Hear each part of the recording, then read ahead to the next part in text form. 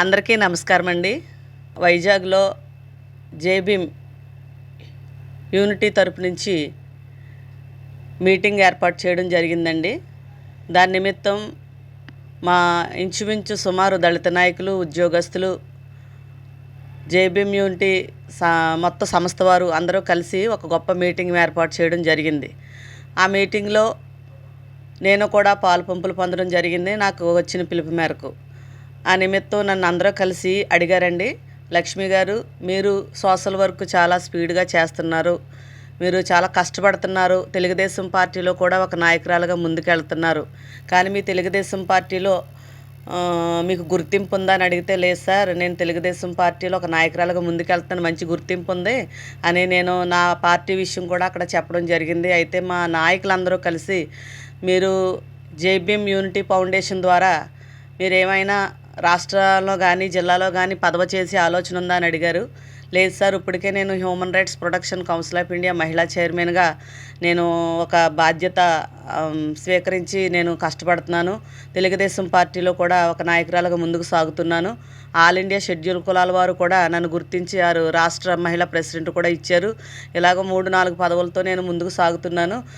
ఫ్యూచర్లో నేను ఏమైనా చేయగలిగితే చేస్తానంటే, లేదు లక్ష్మి గారు మీరు తప్పనిసరి ఈ జేబీఎం ఫౌండేషన్లో మీరు తప్పనిసరి ఉండాలి, రాజానగరం నియోజకవర్గం నుంచి కూడా మేము ఒక క్యాండిడేట్ని ఎంపిక చేసుకుంటున్నాం, మహిళా క్యాండిడేట్ కావాలి మాకు అనేసి అడగడం జరిగిందండి. తర్వాత ఏదైనా ఉంటే నేను చూస్తానని వారికి మాట ఇవ్వడం జరిగింది. కానీ వారు నా మాటను స్వీకరించి వారున్న స్థానంలో నుంచి వారు ఒక ఇంటెలిజెంట్ రిపోర్ట్ లాగా వాళ్ళు ఎంక్వైరీ చేసుకోవడం జరిగింది. ఆ ఎంక్వైరీలో సుమారు ఈ జేబీఎం యూనిటీ ఫౌండేషన్ వారిలో చాలామంది పాస్టర్స్, చాలామంది నాయకులు, చాలామంది గొప్పవారు ఉన్నారండి, పెద్దవారు. వారందరూ కలిసి ఆలోచన కలిగి వారందరూ కలిపి రాజానగరం నియోజకవర్గంలో ఎస్సీలో ఎవరు ఈ లేడీ అని చూసుకోగా నన్నే ఎంపిక చేయడం నాకు చాలా సంతోషంగా ఉంది. నాకు మొన్న రాజానగరం నియోజకవర్గం ఇన్ఛార్జిగా కూడా వారు నియమించడం జరిగింది.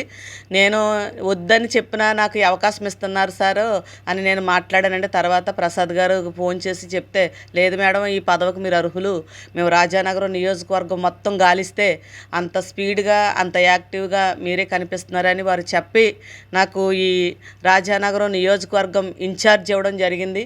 ఖచ్చితంగా వారు నా మీద పెట్టిన బాధ్యతను ఖచ్చితంగా మా దళిత సంఘాలే కాకుండా ఎస్సీ, ఎస్టీ, బీసీ, మైనార్టీలందరం కలిసి వారందరికీ నేను ఫుల్ సపోర్ట్గా ఉంటానని, రాబోయే రోజుల్లో మరింకా బలంగా పౌరుషంతో పనిచేస్తూ నీతి నిజాయితీగా కష్టపడి నాకు ఇచ్చిన పదవికి కూడా వెన్నుతేస్తానని జేబీఎం ఫౌండేషన్ వారికి తెలియజేసుకుంటూ, నాకు human rights protection council of India మహిళా చైర్మన్గా చాలా బాధ్యతలు అప్పచెప్పారు, అవి కూడా చేసుకుంటూ ముందుకు వెళుతున్నాను.